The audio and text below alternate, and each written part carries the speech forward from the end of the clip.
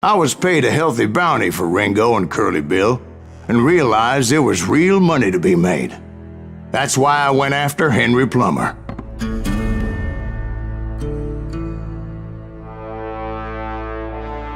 Now, wasn't he the sheriff who augmented his income by shaking down miners and robbing gold shipments? That's the one.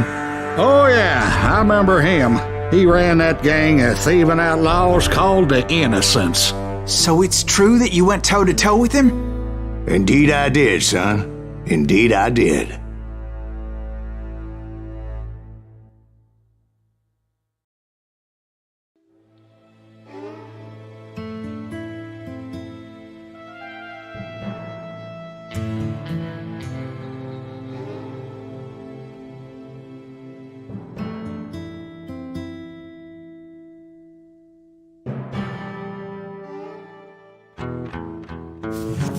I knew I needed resources if I was going to track down Roscoe Bob Bryant, and hunting Plummer looked like a good way to get rich quick.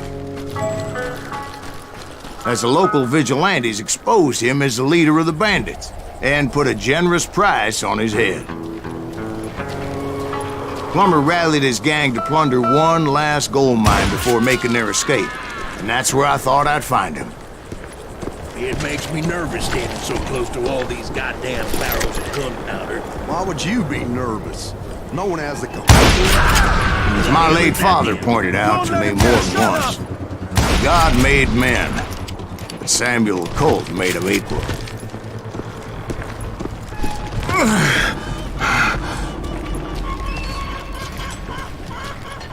I knew that dynamite wasn't mine, so I decided the polite thing would be to return it. It was the biggest gold rush since Sutter's Mill in '48. Unfortunately, prospectors weren't the only ones drawn to those riches. Time to die! There were thieves and killers, robbing travelers and hijacking gold shipments. Like those that ran with Plummer. Some were just regular folks I knew from town, drawn by greed and easy pickings. Charlie Crow, the blacksmith. James, who worked in the stable. Sam and Jeremiah Barber, the butcher's sons. Ordinary citizens who lived a double life. Stealing and thieving and murdering their neighbors. Of course, the rest were veterans of the Civil War. Stone-cold killers trained on the bloody fields of Shiloh and Antietam. Dangerous, desperate individuals. Plummer had a lot of men on his payroll. A hell of a lot. That son of a bitch pretended to protect the public with one hand while stealing them blind with the other. He set up a defensive perimeter which I had no idea how to breach.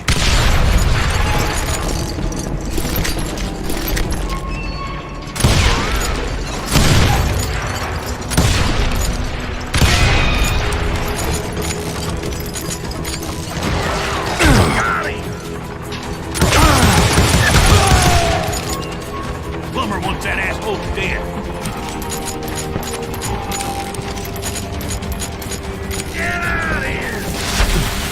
If Daddy had lived to see Alfred Nobel's explosive invention, my guess is he would have told Samuel Colt to kiss his ass. I was outnumbered and in way over my head, but I was too damn stubborn and stupid to realize that. They must have thought I was tough. Or had some kind of death wish. Seeing as there were barrels of gunpowder everywhere. Watch out for the goddamn gunpowder! One stray bullet, one stray spark, and I'd be blown to hell and gone. I thought I was some kind of hero.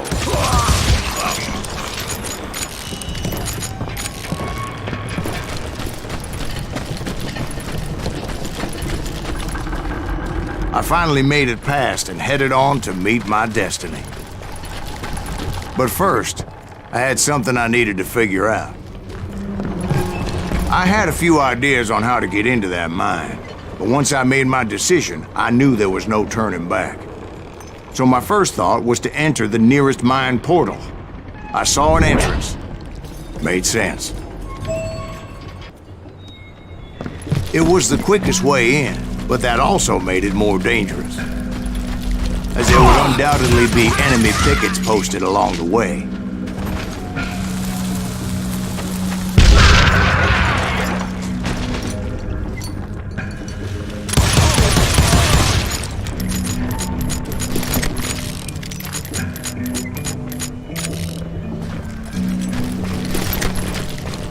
Besides, once you enter a mine like that, it's easy to get all turned around. And that confusing maze of corridors wouldn't even be the worst of it. Some of those shafts could be as deep as hell.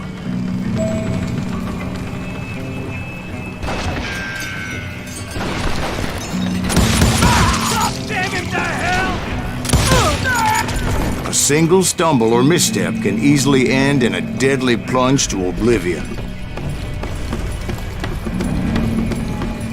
You ain't beefing me.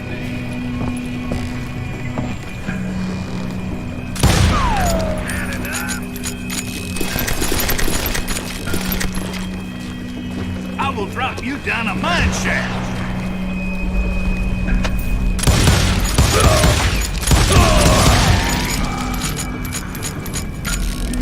Quick reflexes often make up for a lack of common sense. Luckily, I was never one to be easily bushwhacked. I would just need to be careful not to blow myself to kingdom come.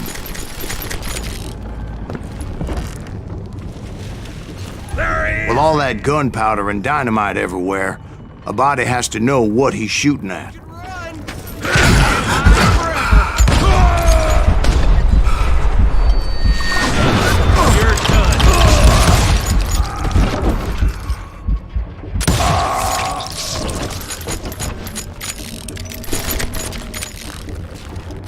One wrong bullet could have turned that mine into a dad-blasted tube.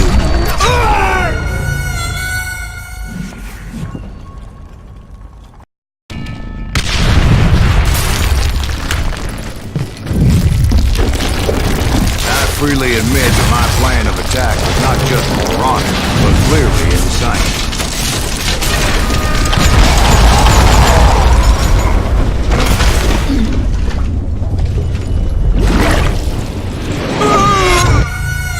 It's a good thing that I abandoned that ridiculous plan before I even tried it.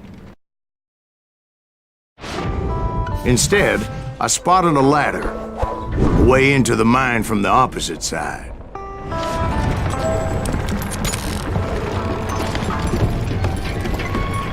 It was a long way around, but that approach seemed more sensible at the time. Of course, being I had a problem with heights, that scaffolding scared the bejesus out of me. Climbing down that ladder required some caution, because even though I had a younger man's reflexes, no man can dodge a damn bullet while climbing down a rickety ladder. I needed to make a leap of faith, which ain't easy when you're suspended between heaven and hell. I was determined not to give up, however, as Sheriff Plummer seemed quite the despicable character. When the vigilantes discovered what the sheriff was up to, people were outraged. That 10,000 they put on his head would go a long way in helping me find old Bob. And I had made it my mission to settle that score come hell or high water.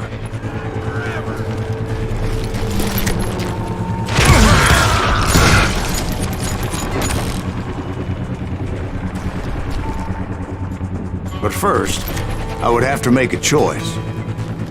Take the elevator or climb the ladder.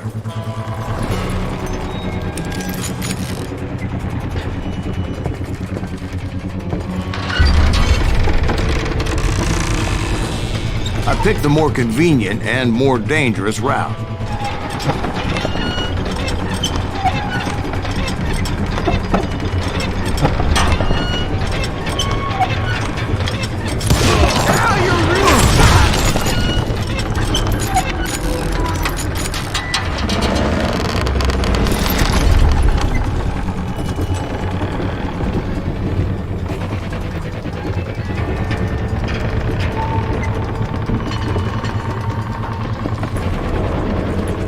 Plummer was a mad dog killer, and the people of Nevada City deserved better. Nevada City?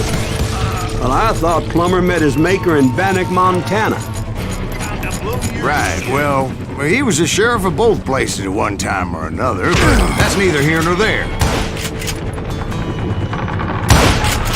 The point was, taking him down would save a lot of lives, including my own.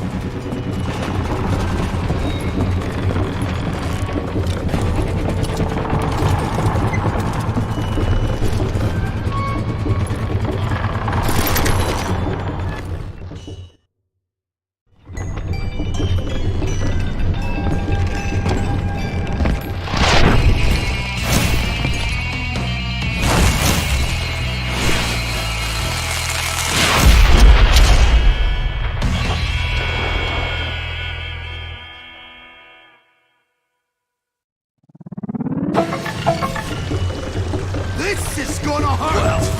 This day is just getting worse and worse for you, ain't it?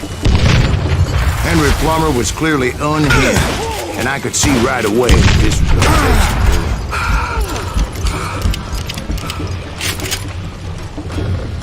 They're gonna need a dustpan to pick you up!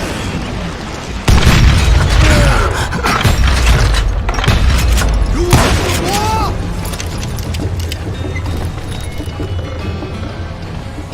You ain't taking me!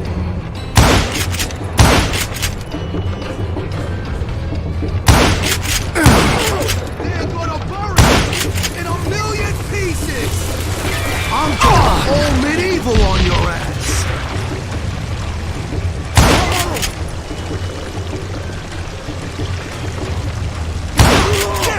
I need some help here! Come on, boys! Take this cocksucker out! Cover your head!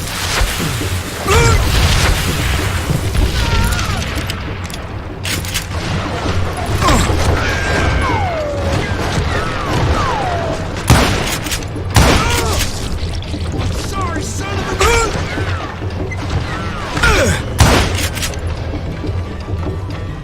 You can't hide!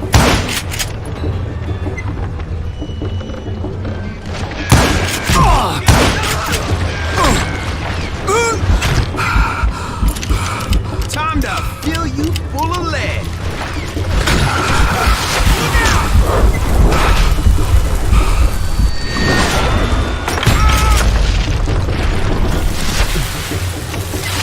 This cocksucker is smarter than he looks.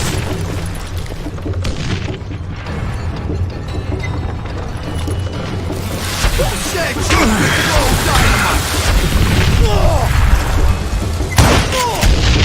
You can shoot! Why can't you aim? Catch this, you son of a bitch!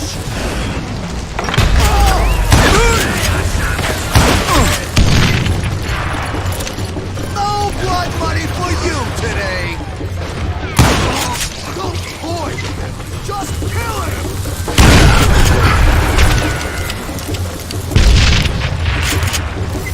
I got a lot more dynamite than you! I'm all medieval on your ass!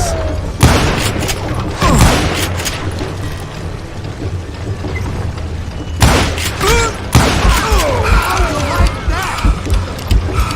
I can shoot too!